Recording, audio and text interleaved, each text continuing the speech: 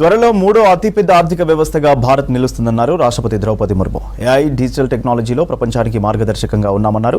Global innovation కు power house గా మారుస్తామన్నారు. Parliament budget సమావేశాల్లో భాగంగా ఉభయ సభలను ఉద్దేశించి ప్రసంగించారు రాష్ట్రపతి ద్రౌపది ముర్ము. భారతీయుడు అంతరిక్షంలో అడుగుపెట్టే రోజు ఎంతో దూరంలో లేదన్నారు. మారుమూల ప్రాంతాలకు డిజిటల్ పేమెంట్స్ ను చేరవేశామన్నారు ముర్ము. सरकार ने तीसरे कार्यकाल में सभी के लिए आवास के उद्देश्य की पूर्ति के लिए ठोस कदम उठाए हैं। प्रधानमंत्री आवास योजना का विस्तार करते हुए 3 करोड़ अतिरिक्त परिवारों को नए घर देने का निर्णय लिया गया है। इसके लिए 5,36,000 करोड़ रुपया खर्च किए जाने की योजना है। मेरी सरकार गांव में गरीबों की उनकी आवासीय भूमि का हक देने और वित्तीय समावेशन के लिए प्रतिबद्ध है।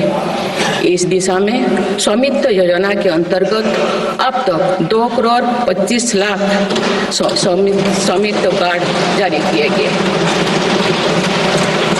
इनमें से करीब 70 लाख स्वामित्व कार्ड पिछले 6 महीने से जारी किए गए। पीएम किसान सम्मान निधि के तहत करोड़ों किसानों को पिछले महीने में 41,000 करोड़ रुपया की राशि का भुगतान हुआ है।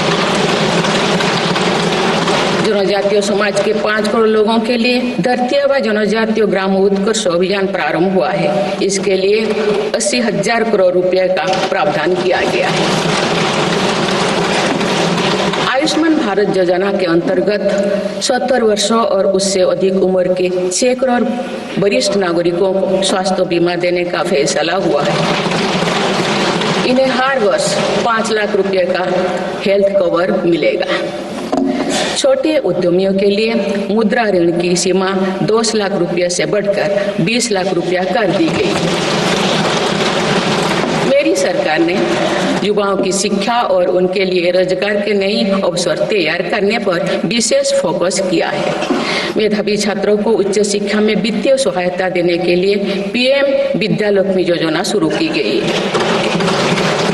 1 करोड़ युवाओं को शीर्ष 500 कंपनियों में इंटर्नशिप के अवसर भी दिए जाएंगे।